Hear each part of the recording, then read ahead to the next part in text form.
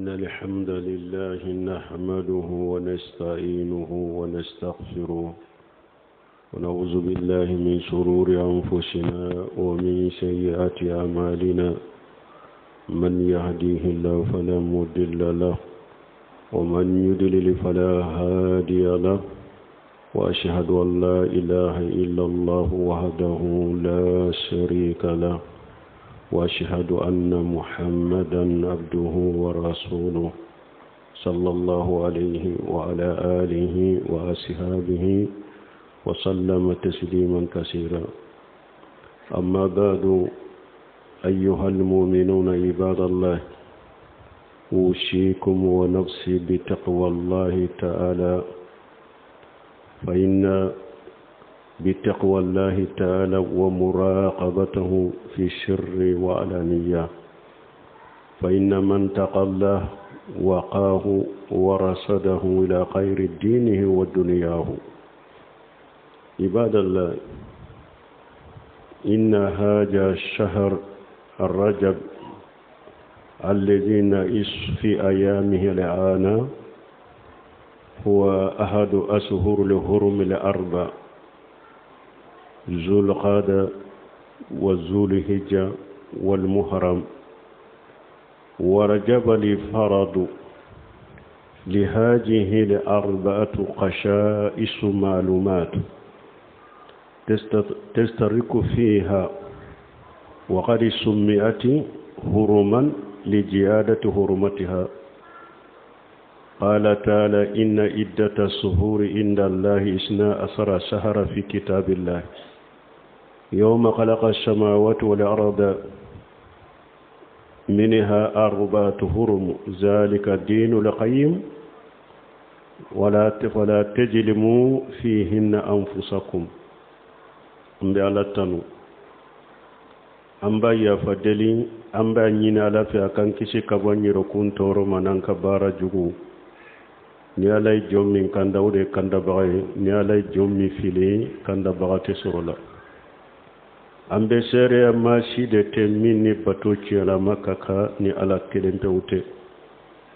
ambe sere muhammad wala ka jondo ala ka cidendo kisini nema baka anaka dunkew anaka shego ala ku kisimin kacha kosobe no temina kaboy mu'minu ala ka jom mbe washiya kenyere kunyani au anka siralanye ani anka do ko alaka korosili banka gundo ane bangela ni mogo misrana alanye ala bitanga ala bikanda kata ika dina herama ani ka jiyan hera be munu na la bukanda kata oma alaka jon anka do nin kalo min fule ni nye minye arajaba kalo mi nambe nyanamaya akatilo kono shisha minye la horoma kalo nani ulu dode nin kalo inye ambe nyanamaya kalo min katilo kono shisha la horoma kalo mi nani dedo zul qada zul hijja muharram ani arajaba ale kelembe adamana nin kalo nani fasamantia kere lembuye o kalo nani be farla nyogon ka o fasamantia kere lenna kalo nani wolela ko la horma kalo minye horma laka haramu yana ka horma munumbu ukono nin kalo nani ala ko qur'ana kono ako kalo wujate san kalo wujate alafe ko kalo tanu fula de do ko o kalo tanu fula ko kalo nani buula kulu yella horma kalo de ko de dina tilelenye depuis alay sanka bawlon fula da kaduma ko lolon fula da alay sanka lon ke kalo tanu fula kalo nanu bu kono ulu yella horma kalo we ko de dina tilelenye akana yere kuntonyo la horma kalo nunu kono tawsirikela udoko akana yere kuntonyo ukono ko kalo tani fula imbe balmo nin kalo nani min fulani nye ciden fana kumanuka ako inna jamana qad istadara ka hayatihi yawma khalaqa as-samawati wal ard asaratu isni asana sahara منها أربعة هرم ثلاثة متواليات ذو القعدة وذو الحجة ومحرم ورجب المضر بين جمادى وشعبان شيدم فنكو حديث سهلم كنو أكو سانكالو يلمنا كاكي كساقي وچوغولا كومي على يسانكبولون فلان دوما كلولون فلان دا دومي san kalo ye kalo tani fula de ciden ko kalo nano bula ulu yella horoma kalo wunye ko saba ulu tugulembe nyogonna min ye jul qada jul hijja muharram ako ani arajaba oba dama obe jumada al akhirah ni sabani ni nyogonche oye ambe ni arajaba min kono balmo ni arajaba min fulani nye la horoma kalo nano dodew na yasro silamiya jihadu sariya bambolo ya sisa fanga be silamawla ambe se ka jihadu teke nin kalo nani kono parce que kalo sabay jul qada ani jul hijja ala yekele haramu ya wulu kono parce que wulu ye hiju kalo de pour mogo hakili sigilen kata hiju yorola u hakili sigilen kata hiju yorola ni jugute tabbi uka muharami oyede mogo sagito kabo hiju yorola o fana haramu yara kelete ka kono pour mogo kasagi hakili sigila arajaba be sancha manchela kele haramu yara o kono pour mogo nase katauka almurake o kono ani mogo mimba fe katabo ali kabala ani ciden ka misiri inase kata ulu kono ni kelete balmo bato fule hada maden kana foyi ke dina la nin dunwe bato te hakili nay fana bato beyede ni be bato ke kuma ni ba fode ka baraji nyina la ke wale ni ba ke ka baraji nyina da akasuru shembe yero bi bolo delila wala ka bo qur'ana ani ciden ka sunna no shembe yero ti bolo kokola ni bato do baraji nyine fendo kanake dinate hakkilinaye dinate nindungoye dinate konne bolo konnin kani dina toyede dina yeddede lade arajaba kalomu fulani nya fora la horoma kalondo men balimo mugo kana salli kere ya kadama kana sun kere ya kadama kana qur'ana kala kere ya kadama kana salli kere kadama kana do kere kadama daliliti bolo minna foyi ma sabatin nin kalo ye batola la horoma kalo konido ala yo faw ye cide nye foywe me ala ma bato kere ya kadin nin kalo ma cide ma bato kere ya kadin nin kalo ma nin kalo ni kalo to be ye kelenye mimba ni kalo to ce dro la horoma kalo ni kele be kele te ka kona banna me bato ma kere ya kadama de mogo idelila ikatene sumin na ibese ko ke akono idelila ikala gamsa sumin na ibese ko ko keno ube ni sungalo juru be ibese ko osara kono ube ni be dauda sunchogo inke e kallada yode ka donsu ka dom mi ibese ko uluki akono me fasamanta wore madama de wori ato ibn hajar ako lam yardi fi fadli shahr rajab wala fi siyamihi ولا في قيام ليلة مخصوصة فيه حديث صحيح يصله للحجة وقد سبقني إلى جزم بذلك الإمام أبو إسماعيل الحروي الحافظ بن حجر كو أكون ننكلو كو حديث شمنا حديثا من بل أرجب كلو فسمنتا يرا كو سنكر كرلي حديثا من بل سنكر كرلي أرجب كلو ما ko hadisa simana mimbe nafila salli kere ya kado nin kaloma ko hadisa sima saha hadisa masaha kan nin kalo ka fasamanta kere ka dima hadisa masaha ka su kere ka dinima ako hadisa masaha ka salli kere ya ka dama ko hadisa sima saha hadisa minni dalilan huja be se kan kenay awa ko sani ale ko ninfo de ko doni ke ba doya ale ko kan ninfo ale nye min ya al-imam Ismail al-Harawi al-Hafiz ko o fo orwe nin kuma fo ale nye ko nin kalo min fule nye hadisa ma sabati ka fasamanta kere le dama hadisa ma sabati ka sun kere ka dama hadisa ma sabati ka salli kere ka dama hadisa min sahara ni huja besika kenai ni ibn Hajar aye kitabu do dila galo munun be fo nin kalo kono hadisa de fu munun be fo nin kalo kono hadisa galo munun be fo nin kalo kono aye kitabu dila ka ko tibyanu ajabun fima warada fi fadli shahr rajaba kitabu mu'min de dilala nin kalo galo munun be fo nin kalo kono kitabu mu'min de dilala kamambalmo o minye ibn Rajaba ako wa mashiyamu falamu yashihu shay'un anni nabi sallallahu alaihi wasallam wala an ashabihi radiyallahu anhum minye ibn Rajaba ako minye sunkoye ko fuyi masabati kabo ciden bolo fuyi masabati kabo ciden ka seba bolo ka sun kere ya ube ka sun fasamati ya fo nin kalo kono ibn Rajaba ko fuyi masahab. وقال الشيخ الإسلام ابن تيمية في مجموع فتاوى الشيخ الإسلام ابن تيمية فنقول وما صوم الرجب بخصوصه فحديثه كلها ضعيفة بل موضوعة لا يعتمد أهل العلم على شيء منها وصح أن عمر بن الخطاب كان يضرب الناس ليدعوا أيديهم في الطعام في الرجب ويقول لا تسبحوه برمضان. شيخ الإسلام ابن تيمية أكو من أرجب سون كباريا كو حديثا نانا ككريكريا لك كسندو كريكريا كوي كو كي أرجب كونو أكو أبي حديث ديفو كو أبي حديث لفولي أكو لفو درون تفانا كو أبي حديث انغلو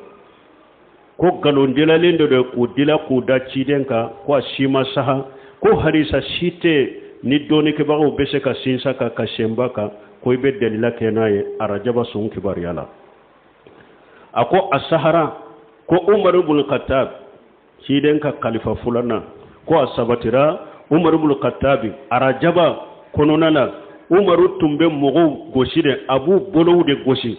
munun sunna arajabala Umaru bu bolo gosini bereye ku bero do dumuni kono ka dumuni ke ku kana arajaba ani sungalo ku kana ani sungalo ke kelenye kana ani sungalo bonyogonya ku kana arajaba ke komi sungalo ka suwa kono Umaru tumbe mogo tegede gosi ku ka do dumuni da ka dumuni ke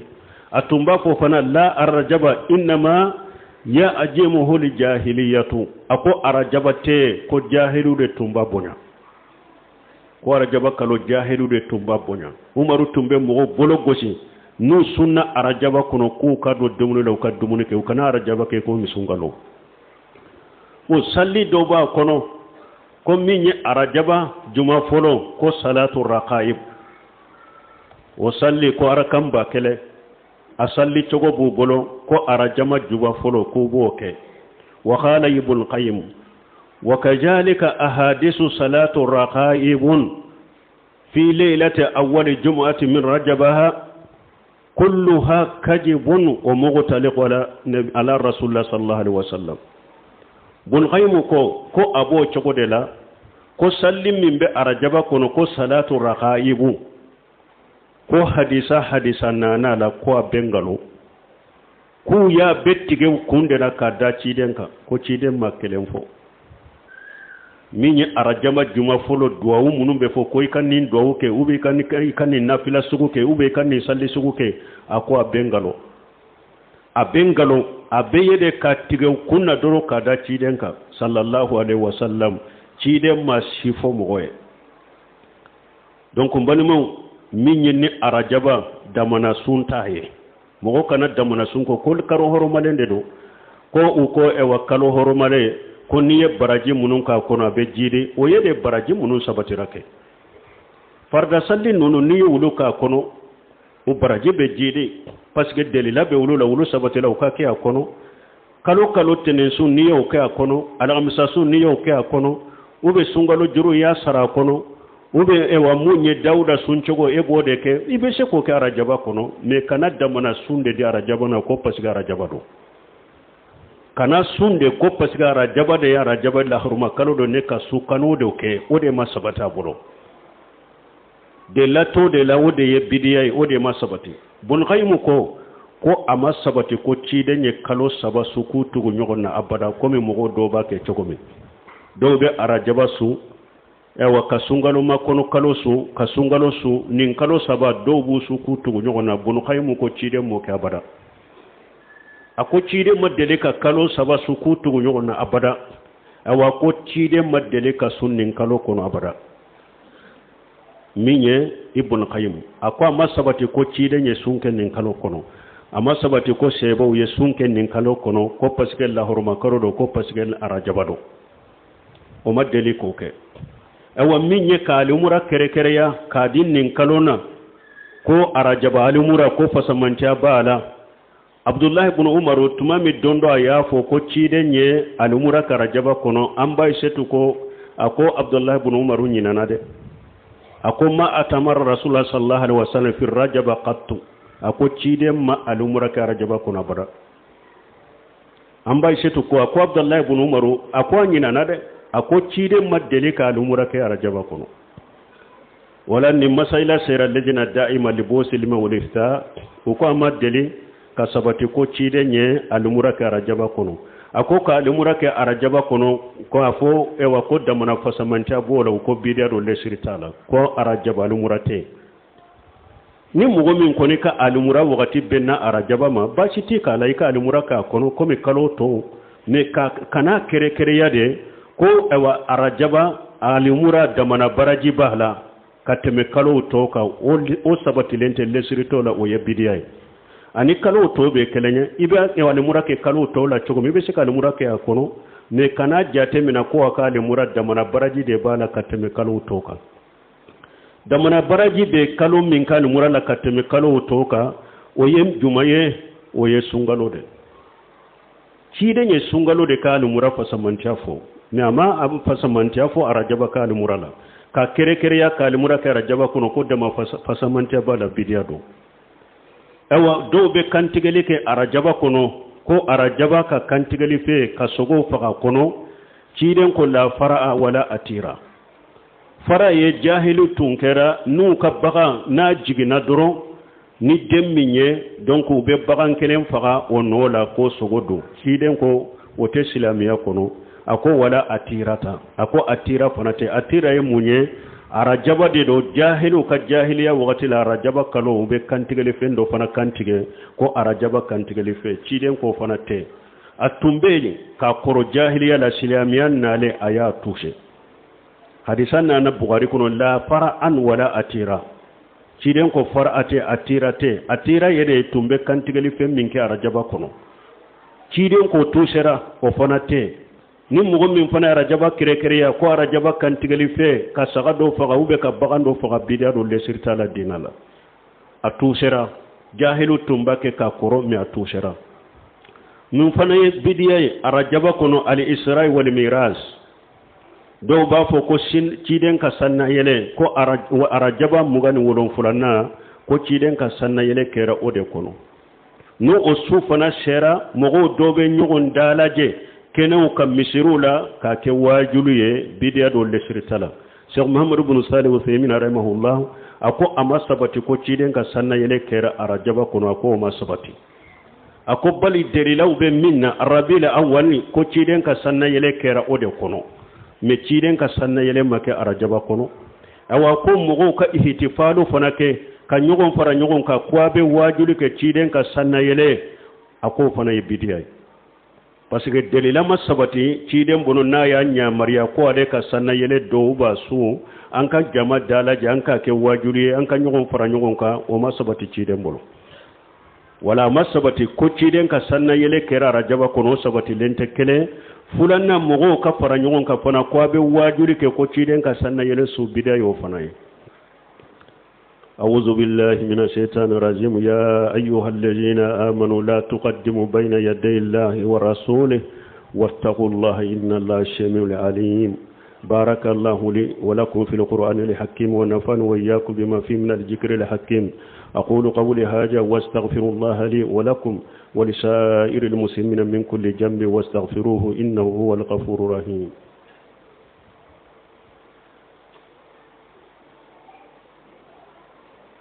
الحمد لله رب العالمين والصلاة والسلام على نبينا محمد وعلى آله وصحبه وسلم تسليما كثيرا. أما بعد، قال تعالى: يا أيها الذين آمنوا لا تقدموا بين يدي الله ورسوله واتقوا الله إن الله سميع عليم. علىكم مؤمنون أقوى كنبلا على أكنبلا تشيدني أيشر على يده akado abe kuma fu ala babe me abe kewale ke ala babe do ni aya ye kankari magele de balmo ni erjo soso lame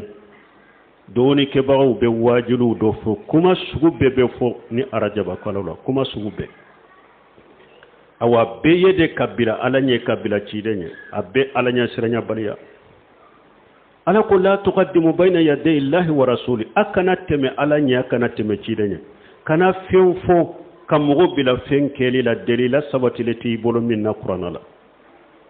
kana fenfo kamugo bila ka ko mugo ka fenfo nin kalo kono ubo ka fenke nin kalo kono ni chide ma de la sabatilenti bolo chide bolo ko fem min kake kana bila alanye kana bila chide ne odi ato ala ko wattaqulla ay siralanye doni ke bago ay siralanye wajuli kala wiye siranye alanye jamana ka karamugo na limaminu kutuba kala naw ay siralanye na ye mu'minu ye akana bila alanye akana bila chidenye ay siralanye akado be kuma munun fo ala babe me abake ka kewale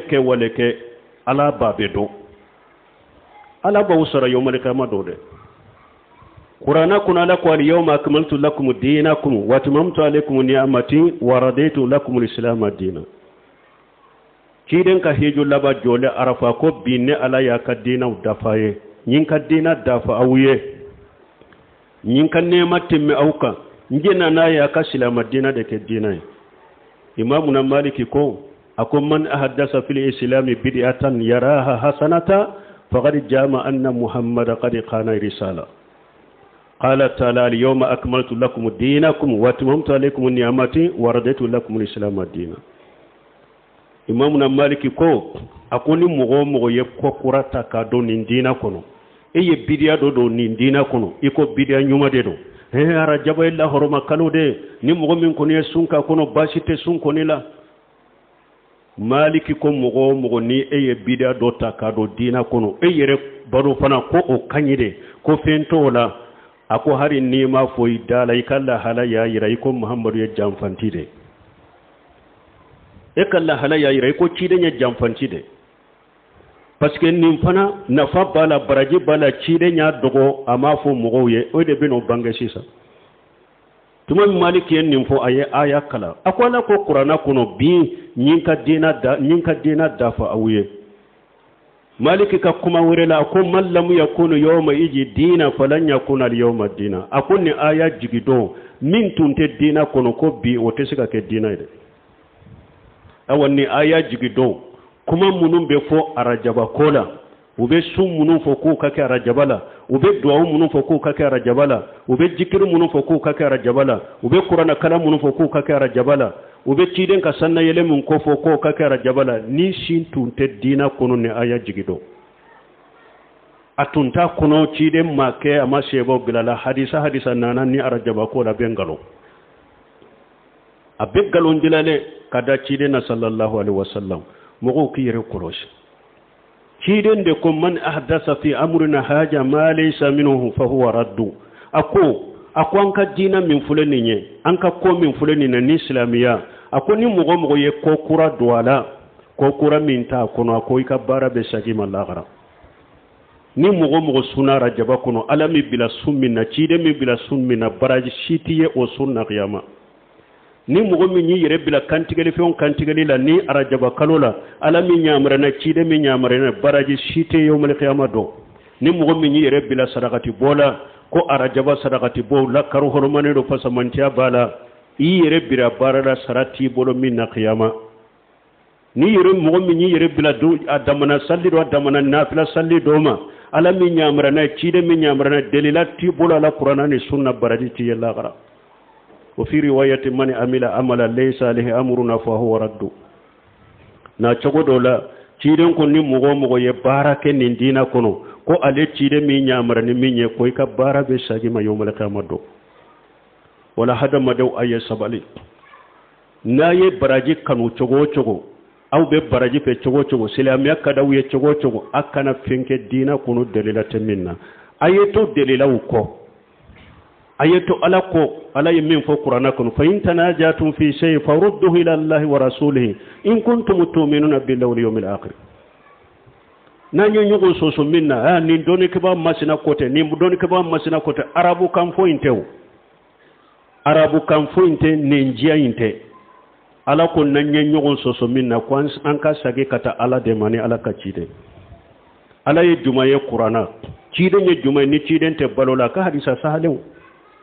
ne njia inte para rejo soso ulangalon tige otew delilate be nyini ala ko nanyo nyugo soso minna an ka sage kata qur'ana ni ewa hadisa udema ewa an sagira kata qur'ana ma an sagira kata hadisa ma anya soro arajaba la horma kalondo mebbato sima kere ya kadama sallima kere kadama summa kere kadama kantigele fe makere kadama duwa makere kadama jikru makere kadama alumra makere kadama an sagera kata qur'ana ni sunna ma amu ya kono ni mo mu nyuke ibe bara fula baraji tiye bara minna wama atakum rasulu fagujuhu ma nahakum an fantahu ala ko cide nye min dawma yode mina cide nye mi aw bali minna aya toy fal yahzar alladhina yukhalifuna an amrihi an tusibahum fitna aw yusibahum ajabu alim ala ko mo ko yere koloside munum be cide soso aya yere koloside fitina kana tawu soro ka jiya nyana moya kuna ala kana munafiqa bila udusukun kono ube la jaba diminen kana usoro la gara cide soso de manyide doni ke bagaw karamogo wajulu kelaw ciden sosoli manyide ayesira la nyade me cide nya kofo akunna aqwafu ma aqafu ala ummati ali a'immati almudillina ciden ko be siram mantun ni jama minna nyema fililew kalambaga fililew ciden jorolare asirana de ko ale be sira kam mantun ni kalambaga fililew ma o kalambaga fililew de erjo soso fa tew sunna karamogo munun fana be jamana kono abe ko mulu fana dawu sirila abe ko mun new minana yerede nini arajabu na nyogona nana bidiya munun bula utese kafo ulu yerebe ayisa yerede kasira di mugoma ku deme ni arajaba bidiya ula